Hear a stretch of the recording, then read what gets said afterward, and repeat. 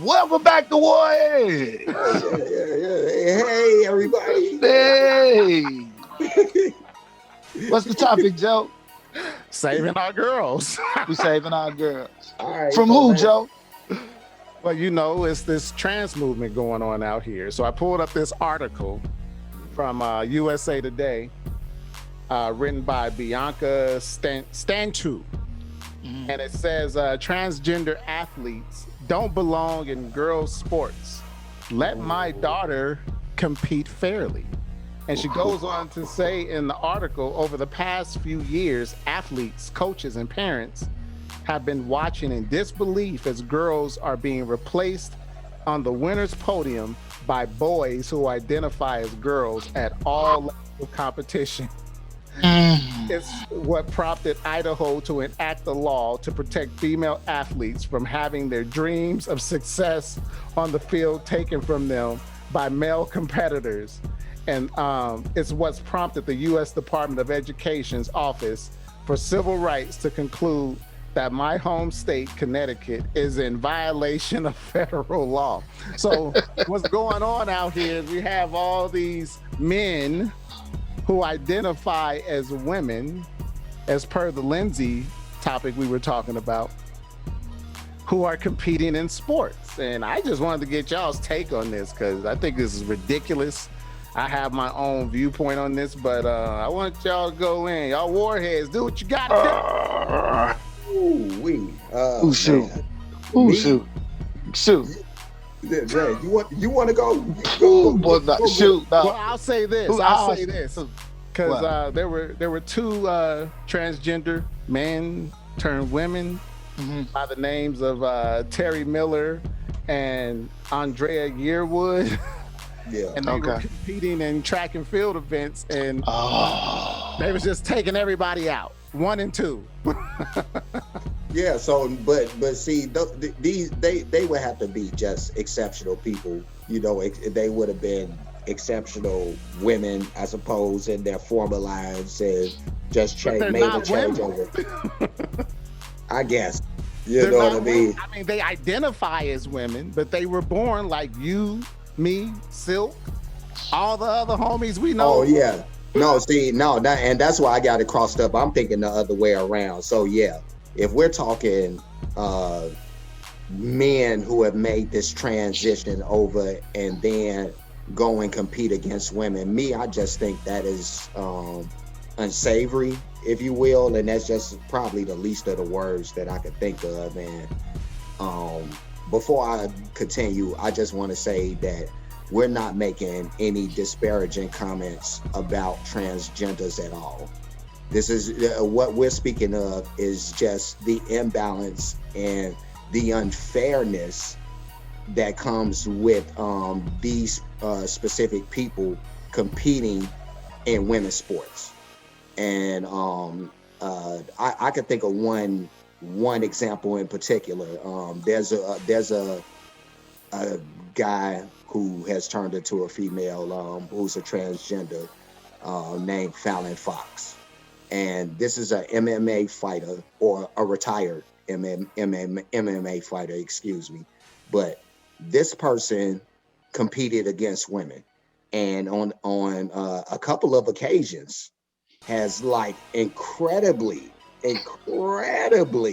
like damaged these women. I mean, physically.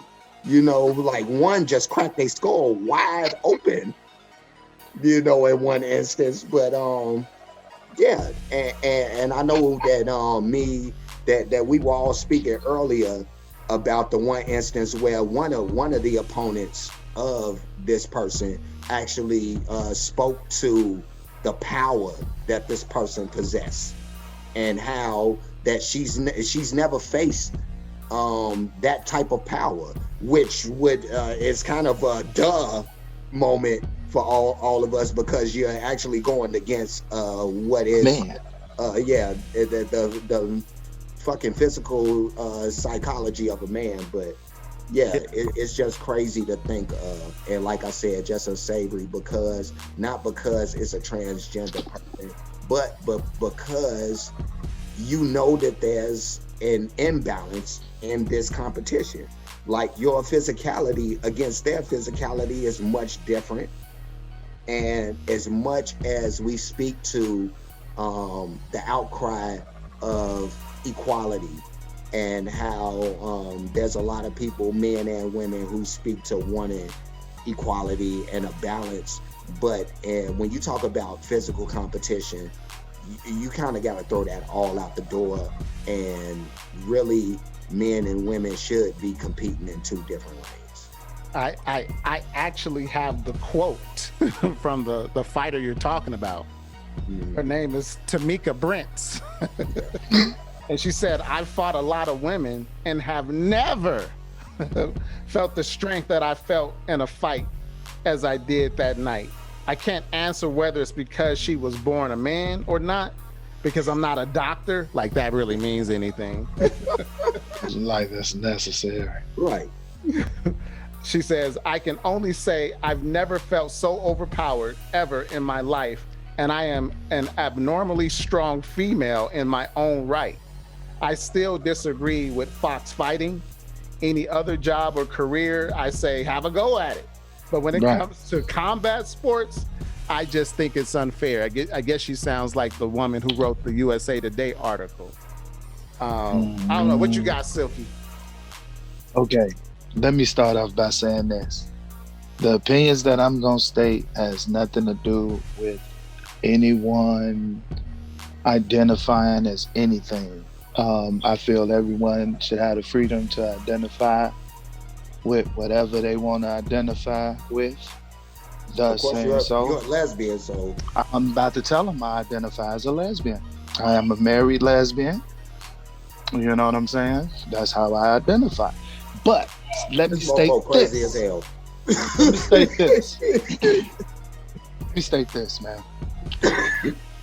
On any platform, a man competing against a female is a disadvantage. Okay. That should be on any platform. Okay.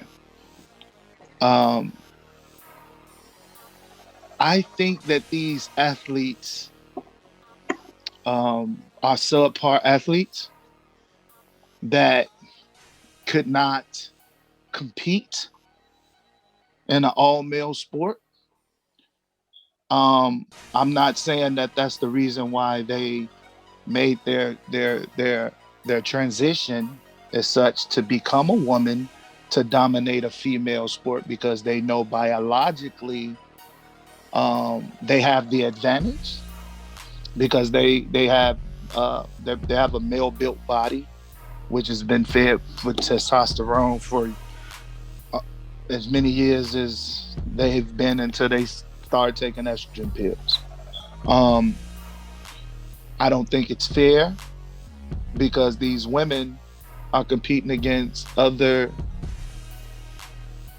women.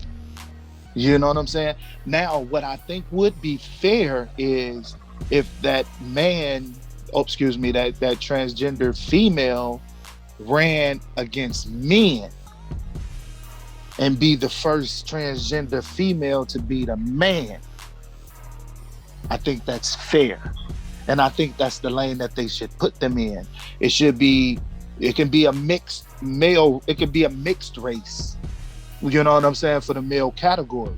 I think they should impede into the male race category instead of the female, because biologically there's an inherent advantage with the physiology of the person. You're right about that. You're right about that. You know what's crazy is that you actually have like some transgender people, who have transitioned from man to woman. From woman to man, and competed in men's sports. Right. With the biological makeup of a woman. Of a woman. I mean? So with that, now that actually that takes courage, actually. But it takes more skill, because she's at a disadvantage. So she has to be 10 times better. Yeah. And I don't even think that's fair. No, You see what I'm it's saying? not fair, but I think it just should be mixed. If you a woman that want to be a man, you should have to still compete against women. If you're a man that want to be a woman, you still should have to compete against men. You yeah, should be, even though we're going to acknowledge you as a female if you win and if you lose, you should have to be where your biological structure. Now, until they start changing DNA and muscle structure and everything else to even the playing fields, then I could see that. Okay, but a man, especially an MMA fighter, I really think he a punk, for real, for real. Because I, shouldn't no man want to become a woman to beat up on women for a career? I agree. It's interesting that you should say that because I actually have a quote from Joe Rogan, who's actually an MMA enthusiast, as we all know. Mhm. And he said, first of all, talking about Fallon Fox, he said, first of all, she's not really a she. She's a Mm-mm. transgender post-op. The operation Post stop. shave down your bone density. It doesn't change. You look at a man's hands and you look at a woman's hands. He goes on to say, I say if you had a dick at some point in time, you also have all the bone structure that comes with Mm-hmm. having a dick. You have bigger hands, you have bigger shoulders, bigger joints. Mm-hmm. You're a freaking man. That's a man, okay? And it goes in line with this article from NBC from January 5th, 2021, that says trans women retain athletic edge after a year of hormone therapy, study finds. So these are still men. Physically, they're still men. They may, and a lot of them are still pre-op. A lot of them haven't even gone through the actual surgery to be castrated. So we have to keep that in mind as well. I don't know. It's a very Look at the advantage. Look at the situation. advantage of the movie Joanna Man. Right, Look at the advantage he had over all the women. He was right. the first. Wasn't he the first person to dunk in the movie? Wasn't he the first female to dunk? I think he was. It's Wasn't he the Brittany first female Griner to Yeah, dunk? before Brittany No, I Griner. mean in that movie though. yeah. Right. No, but he was Yeah, dunking he all. portrayed the first woman that dunked on all of the other women to bring the life into the WNBA. Right. Yeah, So, yeah, that right there is proof that we're our physical features and our physical attributes are more than a female. It really is. yeah. I agree. So, with that being said, how do we save our girls? I think Silk said it best. Let transgender Man. females compete against transgender females, and let transgender men compete against other transgender men. Problem solved. But that's a whole problem in itself because now they want inclusion. Just let it, whatever you lost to get what you want, that's who you got to play against. What I say to that particular brand of inclusion,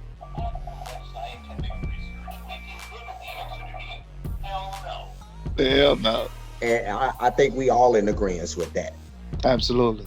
I think we all in agreement with that. But in conclusion, I just want to say that yeah, that this whole issue with the transgenders and them fighting in sports with, they're fighting against women when they know that they have the physical makeup of a man. I think it's ridiculous. You already said it. Apocalypto, he already said it. It's unfair. It's an advantage that you can't get beyond, regardless of how freak of a nature the woman on the other side may be. So she could be the most awesome woman known to human beings, and she's probably going to succumb to probably, The average. Yeah. Yeah. The below average guy. yeah. So The with that, beat-up. well, I'll say this before we leave. I'll make this the last point. Venus and Serena, at the height of their career, they actually were faced with this particular issue.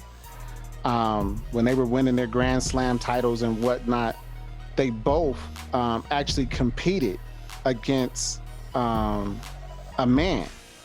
Mm-hmm. They were at the top of their game. He was like ranked 200 in the world.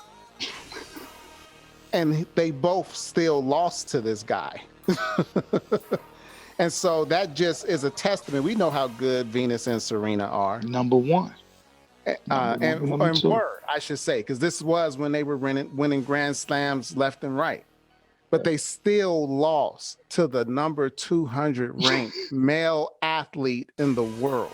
So that's just a taste of why transgenders should compete with their own. Not trying to exclude them or anything, but, you know, it is what it is. And other people are having issue with this, even the girls that are competing. At any rate, like, comment, share, subscribe. Warheads Network, baby. Come join us. Bruh.